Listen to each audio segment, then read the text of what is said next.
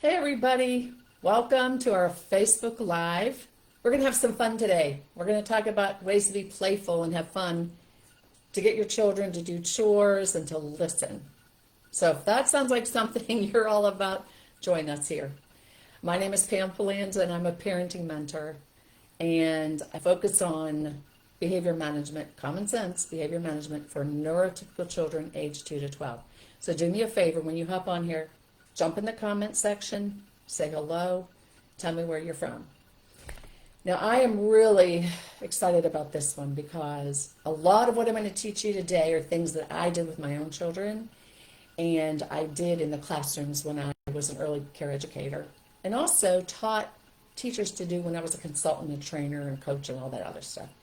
So these are fun and effective ways to get children to do what you want them to do without it being a power struggle. Because here's the deal. Children are told what to do, when to do it, why to do it, how to do it, what to eat, what to wear, what time to get up, what time to go to bed. I mean, all day long, right? Because that's our job as parents. We're, coaching them and guiding them. And if you can make things fun for them, give them choices as you can, it's powerful. It's a great way to connect. Children are wired for play. This says my video is starting. It's been spinning, so I don't know if it's not, but I'm going to keep moving anyway. Okay. Children are wired for play. And when you can connect with them through play, it's pretty amazing. Now, I am a child at heart, so I always loved when I had work with children. And at one point, I had a child care home where I had 12 3 to 5-year-olds myself. And we had beautiful days. I mean, yes, there were children sometimes, doing things that children normally do, but if you're managing your classroom effectively and your home effectively and using positive stuff and fun things, it can make your day a lot easier for everybody. All right, so let's dive into this. First of all, we're going to talk about fun ways to get your children to listen. So one of the first things you can do is you're going to play a secret agent game. And you're going to tell your child, oh, let me back up and say this. So these tips that I'm giving you are generally effective for kids like 3 to 6-year-olds. And it can vary, and you can tweak it for older kids. Okay, take some of the ideas and kind of tweak them around a little bit for your older children. And also, it's really important that when you're doing this, that you are fun, you're animated, you're expressive, you're engaged. Use your voice, use your face, use your hands. Connect with them that way. Children are animated, right? And so they respond very well to that. So you're going to play the secret mission game, secret agent. So you say to your child, say you want them to clean up or do something, you say, we're going to play the secret agent game. I'm a secret agent and you're a secret agent. Come here, I'm going to tell you something. And you lower your voice and you whisper. And you say to them, you need to go over and get those clothes to the dryer before the time ends. Go. That's your mission. Go. And watch them go. Right? It's fun. You made it fun. You call them over. If you want to, if there's other children around, like you have a couple kids and you want to give them each one, you whisper it in their ear so no one else can hear. Right? And then off they go to do the mission. And of course, through all of this, let me just say, it's important that you do praise them and acknowledge when they do what they're supposed to do. And specifically, praise them for what they did. Okay. The other thing is a silly voice switch. You can say, I am your robot mom. It is time for you to clean your room. Just be silly. You could be a superhero. If they have a favorite cartoon or show they watch, you could be a character from that show. You could be an animal. Change your voice. Get silly with it. Anything that's going to get them to engage. Okay? And then have them tell them what you want them to do at that point. I love this one, and I don't know why. I'm going to see what is going on here. I don't know if we've started or not. I'm still going to talk. Okay, here we go. I'm having some trouble with my internet today, so that could be part of the problem. Okay, you have a magic wand or remote control, and you just have an imaginary one. Like, this is my magic remote control. We're in bedtime mode, or we're in listening mode. Are you listening? Ears on tight? Because I think one fell off. Try that again. Right? Or clean up mode. Or if you have a magic wand in your house just laying around. You know, if you have a daughter, you probably have a wand, or you can pretend you have a wand. This is my wand. It's time to clean up. Okay, and just have that magic wand. They think it's fun. They're engaged. They're watching the wand and the remote, and they're liable to follow through on that one. Okay, this is a really fun one. You make them the boss for 5 minutes. You go, it's time to clean up. You get to be the boss for 5 minutes.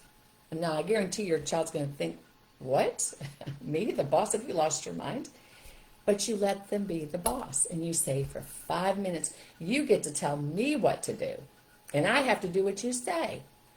And if they say, Mom, you have to go pick up your shoes. Well, then you go pick up the shoes. So you do whatever they tell you. And then at the end of 5 minutes, you say, you did such a great job of giving me directions. And look how well I listened. Now it's your turn. You get to have a turn where I tell you what to do. And you follow my directions. And you can keep doing that. You can change it up every few minutes if you want to. Until whatever's done that you wanted them to get done. Very playful. Okay. The other thing you can do, and I've been known to do this with my grandchildren, is you sing it instead of saying it.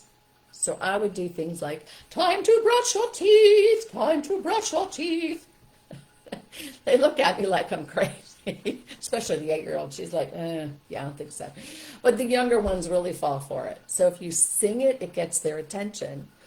I have been known to be in the car with 3 of them who maybe start squabbling over something. Instead of me going, stop the squabble, I just go, it's time to use your inside voice. I would just sing something silly and stupid. And it would get their attention. They'd start giggling, and then they would totally forget about what they were arguing about because it was playful and it was fun and it distracted them. Or I'd say, sing it. Sing what's bothering you. Sing what you want to say, right? And get them to do it. It was fun. Okay, let's talk about cleanup time. Now, because I worked in early childhood for 40 years, I've heard the cleanup song more times than I ever care to hear it. It's like fingernails on a chalkboard for me. Drives me crazy. So instead of that clean up, everybody, everywhere. Yeah, that song. It's effective. Yeah, but there are other things you can do to be more effective and fun. So one of them was I'd say cleanup time, I'd give them a 5-minute warning. And then, because they're all busy in their centers playing. And then I'd say, it's time to clean up, freeze. And they'd literally stop where they were. And I'd say, I'm going to put a song on, and you see if you can clean up faster than that music plays. And they'd be frozen. I'd say, go. And they'd take off running. And they were cleaning stuff up so fast, it was unbelievable. Now, was it perfect the way they put things away? No. The point was to get them to get the stuff at least where it belonged in the centers. We could always go back after the music ended and straighten it up, or I could do it while they were napping or whatever. So every single time this worked. The other 2 things I'm going to share with you as well. Every single time. I never had a child say, I don't want to clean up, because they saw everybody else having fun and they wanted to have fun. Okay, the other thing I did was, I'll show you this. So this is like a really crude example for you, but this was my spinner plate. And it was time to clean up, and I'd say, okay, line up. You're going to get to spin and see which thing you get to clean. Now, I had an arrow, so right here, there was a brad, and there'd be an arrow, and they would spin it. And it would land on where they needed to clean up. Now, you see, here's the thing. It wasn't me telling them where to go. That was telling them where to go. They went and did it every single time. Not a problem. Because they got to spin it. They got to pick. They were so excited about it. Now, you don't have to put an arrow. You can just take the plate and lay it down, and you can give them like a bingo chip, and they have to close their eyes and drop it. Or you can hold the plate, and you say, close your eyes and point. See which one you get. And, of course, you can finagle this around the way you want it to make sure they get the right one. But these I'd put on here like chores that you might have them do at the house. Okay, in my center, obviously, it was the different centers, the art center, book center, those kind of things. And so I would have pictures. Right now, I just did a quick version for you, but I have a picture because they're not reading at that point, most of them. So I'd have a picture and then the word beside it. Then I also did the necklaces. So the necklaces were index cards where I put a picture of a center, say, for example, book center, and I wrote the word book underneath it. Now, even though they can't read, they're starting to recognize that these 4 letters mean this, right? So it's pre-reading awareness. So I'd have necklaces, I would laminate them, and then I put yarn around them. So for necklace, and I hung them on hooks. And when it was cleanup time, I'd say, it's time to pick your center you're going to clean today. Which necklace do you want? I'd line them up. I'd call them by name. They'd go and pick their necklace. And mind you, I had 12 children in the room. They'd pick their necklace.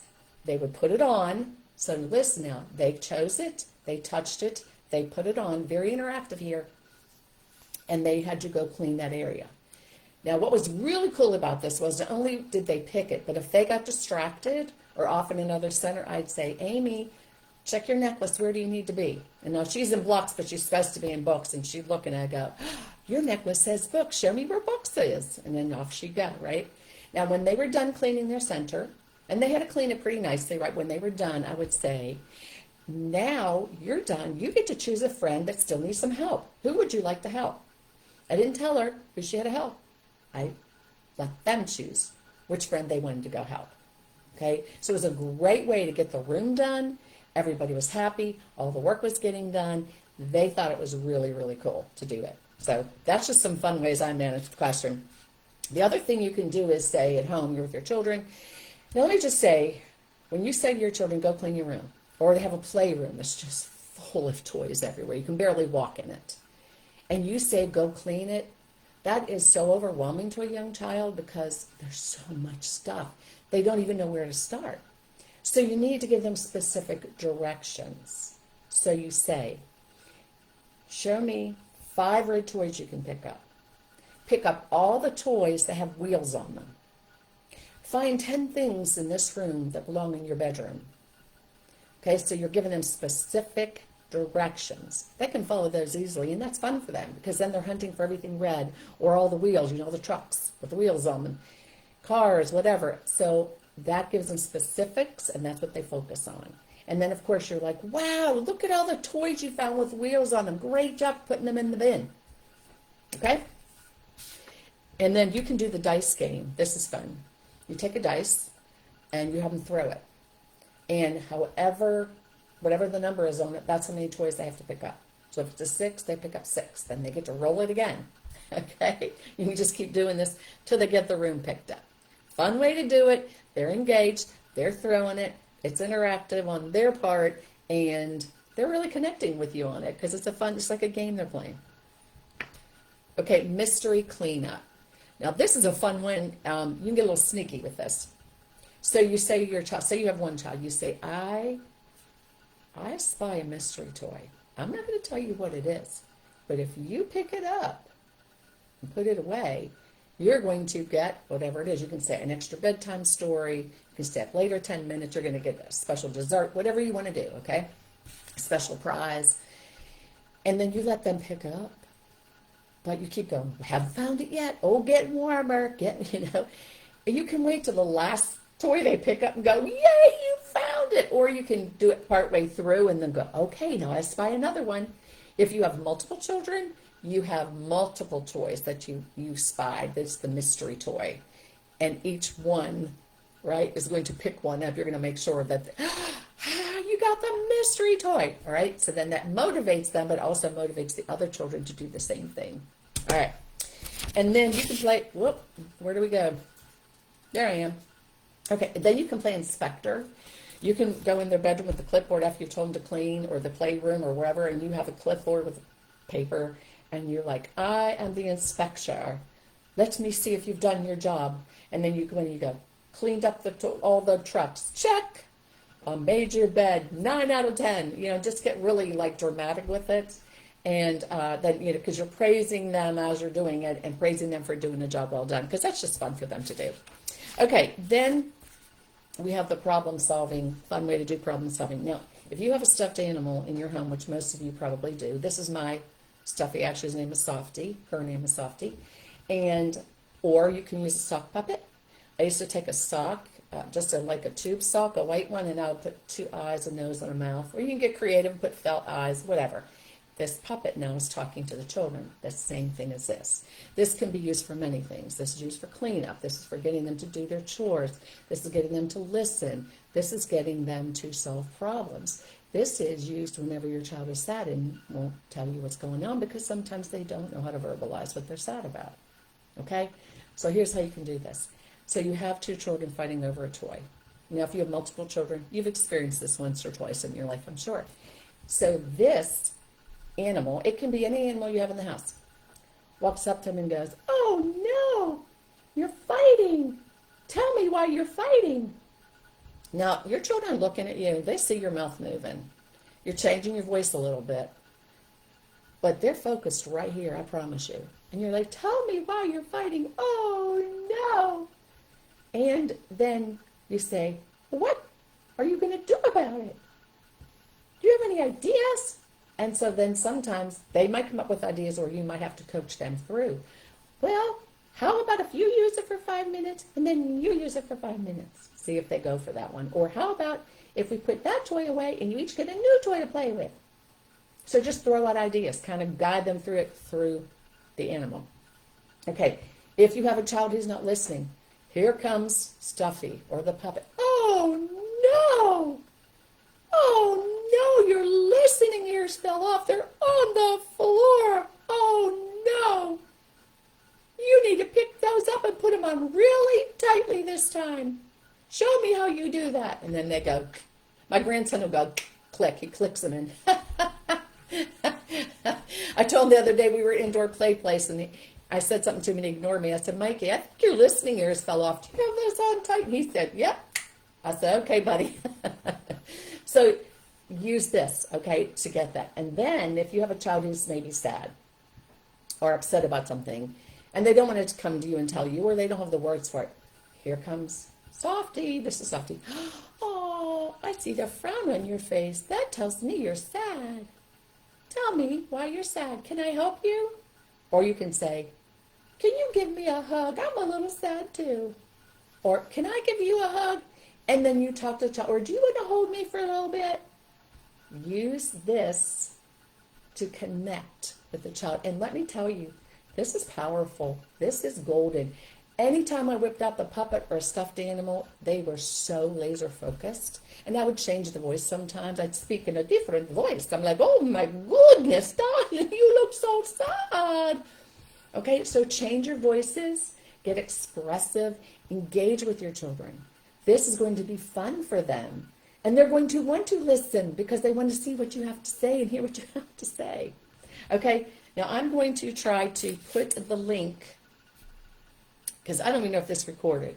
It's still saying live video is starting, and I'm not even able to access comment section or anything. So I'm going to stop this, if I can, and we'll see what we can do here. If I have to re-record this, I will. And also, so this handout I have for you is 20 ways to get your children to listen to do chores that are fun and playful. So some of what I've told you is on this. There are other things on this I've not told you. And some of the things I've shared with you are not on the list. So, but the idea is you have at least 25 ways to playfully engage with your children and get them to listen and do their chores. Okay, guys. I'm going to try to click off if I can on this one, and we'll see what's happening. But until then, I'll see you next week. And remember, hug and love your babies.